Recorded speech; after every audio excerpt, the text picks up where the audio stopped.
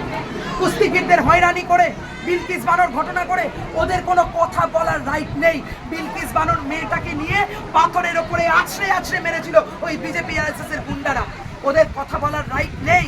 আজকে ওরা এসছে, আসুন, ওরা যে কোনো রাজনৈতিক দল আসতে পারে সেটা প্রশ্ন না। আমরা মহিলা সমিতি, আমরা কোনো রাজনৈতিক রং দেখি না। তামান্নার মা, হোসেন শেখ, এরা তো আমাদের কমরেড, এদের জন্য তো বটেই। আমরা কোনো রাজনৈতিক রং দেখি না। আজকে ল কলেজে কি হয়েছে? সব জায়গায় তৃণমূল, ঠিক করছে তৃণমূল। একটা গোটা রাজ্য জুড়ে আমরা তামান্না আর কোনো হতে দিতে চাই না। তামান্নার বিচার না পাওয়া অবধি আমাদের লড়াই চলবে। আর জিকর চলে হবে, অভয়া হবে, তামান্না হবে, কি চাইছেন মমতা ব্যানার্জি? আমাদের লড়াই চলবে। এই সাবিনার লড়াইকে আমাদের কুর্নিশ, ওরা হুমায়ুন কবিরকে দিয়ে টাকা পাঠিয়েছিল, লজ্জা করে না ওদের? মায়ের কান্না কি টাকা দিয়ে চুপ করানো যাবে? তামান্নার রক্ত টাকা দিয়ে মুছিয়ে দেওয়া যাবে? ওনার মায়ের এই সাবিনার লড়াইকে আমরা কুর্নিশ জানাই, হোসেন শেখের লড়াইকে আমরা কুর্নিশ জানাই।